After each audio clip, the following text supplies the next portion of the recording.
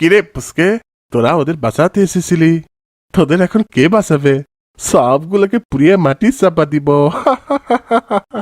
আমাদের ছেড়ে দিন, দয়া করে ছেড়ে দিন। আমরা আর কখনো এখানে আসবো না। পিকনিক হবে, পিকনিক, মস্ত বড় মাছের পিকনিক। দানব মাছ কে কে খেতে চাও, তাড়াতাড়ি চলে আসো। Picnic, picnic. এই মাছটা যে কত কেজি হবে! কত বড় মাছ, মাশাআল্লাহ। আমি কখনো এত বড় মাছ দেখিনি এর আগে। আমি তো ভাবতেই পারছি না আমার বড়শিতে এত বড় একটা মাছ ধরেছে। তুমি আমাদের পিকনিকের জন্য এত বড় মাছটা না দিলেও পারতে ভাই। আমি হলে তো বাসায় নিয়ে যেতাম। কিন্তু ভাই, আমাদের এই মাছ ধরতে আসার আগে কিন্তু একটা শর্ত ছিল, মনে নেই? হ্যাঁ ভাই, মনে আছে। আমরা আজ সবাই মিলে বড়শিতে মাছ ধরবো। যার মাছ সব থেকে বড় হবে সেই মাছ দিয়ে পিকনিক করব। বাকি মাছ যার যার বাসায় দিয়ে দিব। এটাই তো শর্ত ছিল। তাহলে আমি তো শুধু কথা রেখেছি। তুমি কথা না রাখলেই বা কি হতো? কেউ কি জোর করে তোমার মাছ কেড়ে নিতে পারতো? কথা দিয়ে কথা না রাখা মুনাফিকের লক্ষণ। তুমি কি ভুলে গেছো মুনাফিকের স্থান জাহান্নামের সর্বনিম্ন স্তরে হবে? তাই বলে এত বড় মাছ ধরেও লোভ হলো না তোমার? আমি মুনাফিক হয়ে জাহান্নামে যেতে চাই না ভাই। ভাই, মাছটার পেট এত ফুলো কেন? ওর পেটে কি আরো মাছ আছে?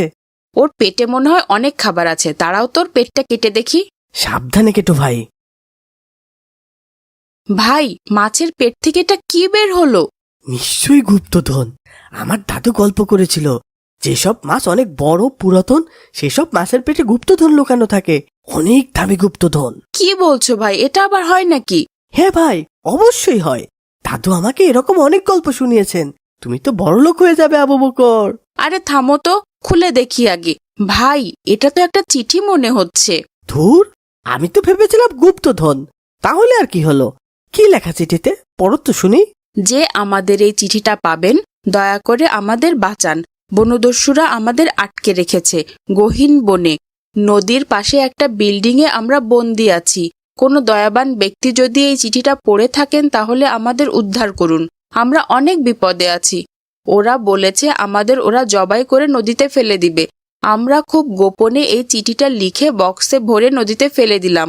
যদি কেউ চিঠিটা দেখতে পান, আমাদের উদ্ধার করুন দয়া করে। ভাই, এটা তো খুব ভয়ানক ব্যাপার। এখন কি হবে তাহলে? নিশ্চয়ই এই চিঠির বাক্সটা মাছ খেয়ে ফেলেছিল। আমাদের ওদের উদ্ধার করা উচিত। তাহলে আমাদের পিকনিক? ওরা রান্না করতে থাকুক, আমি আর তুমি যে আগে খোঁজ নিয়ে আসি। অবস্থা ভালো না দেখলে বড়দের নিয়ে যেতে হবে, না হলে আমরা বিপদে পড়ে যাব। ঠিক আছে, চলো যাই। বন্ধুরা, তোমরা রান্না করতে থাকো, আমি আর আসিফ খোঁজ নিয়ে আসি। সত্যি সত্যি বনদস্যু কাউকে আটকে রেখেছে কিনা দেখে আসি। যদি আমরা ফিরে না আসি তাহলে আমাদের বাবা মাকে যে সব ঘটনা বলবে। আমাদের জন্য দোয়া করবে, আমরা যেন সহি সালামত ফিরে আসতে পারি। বিদায় বন্ধুরা, আসসালামু আলাইকুম। আমরা চিনবো কি করে ভাই? নদীর ধার ধরে যেতে থাকবো, কারণ চিঠিটা নদীতেই পাওয়া গিয়েছিল। তার মানে নদীর আশেপাশেই হবে সেই বিল্ডিংটা। আমার অনেক ভয় হচ্ছে ভাই। আমার নিজেকে গোয়েন্দা গোয়েন্দাও লাগছে। ভয় পেও না, আমরা তো শুধু খোঁজ নিয়েই চলে আসব, পরে না হয় পুলিশ নিয়ে যাব। ভাই, আমার তো মনে হচ্ছে ওটাই সেই বিল্ডিং, নদীর পাড়ে। হে ভাই, কিন্তু ওই লোকগুলো কি করে? চুপ করো, দেখি, বোঝার চেষ্টা করি। একজনকে দেখে তো মনে হচ্ছে বনদস্যু, আর একজন তো আমাদের মতন সাধারণ মানুষ মনে হচ্ছে। হ্যাঁ ভাই, ওইদিকে যাওয়া এখন আমাদের ঠিক হবে না। আগে বোঝার চেষ্টা করি ওনারা কি কথা বলছে। কি খবর দস্যু মহারাজ, কেমন আছেন? আপনি যেমন দেখেছেন মালিক, আপনি ভালো রাখলেই তো আমরা ভালো থাকি মহাজন।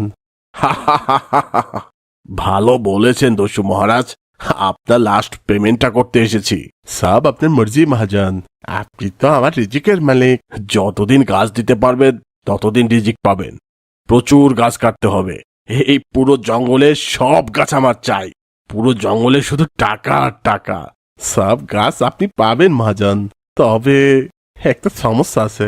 কি সমস্যা? বন কর্মকর্তা ঝামেলা করেছিল, আমাদের নাকি অবৈধ গাছ কাটতে দিবে না।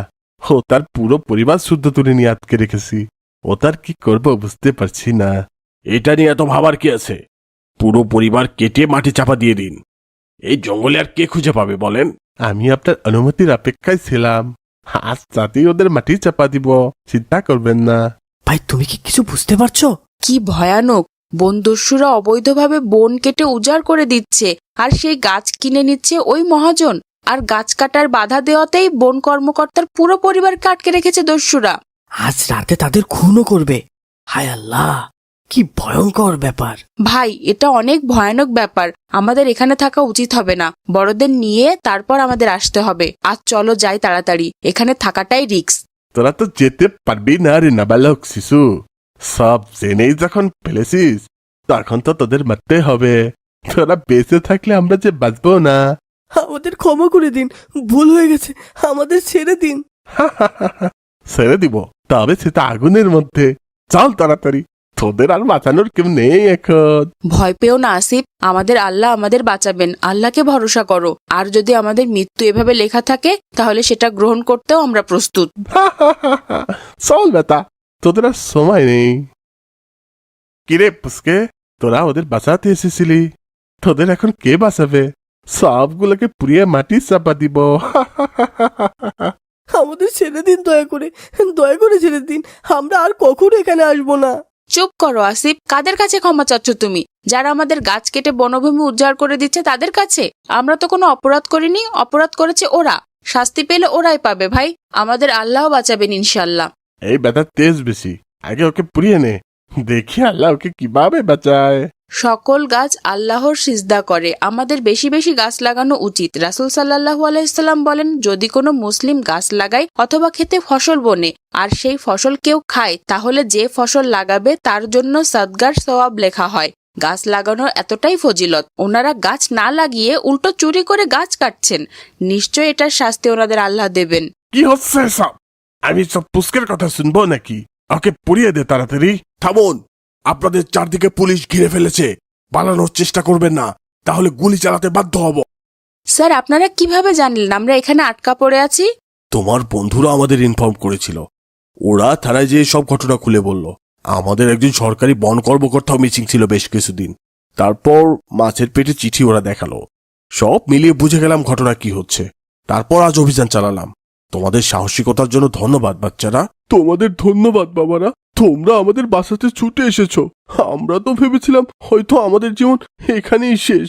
আমরা ছিলাম মাত্র, আল্লাহ চেয়েছেন বলেই সব হয়েছে।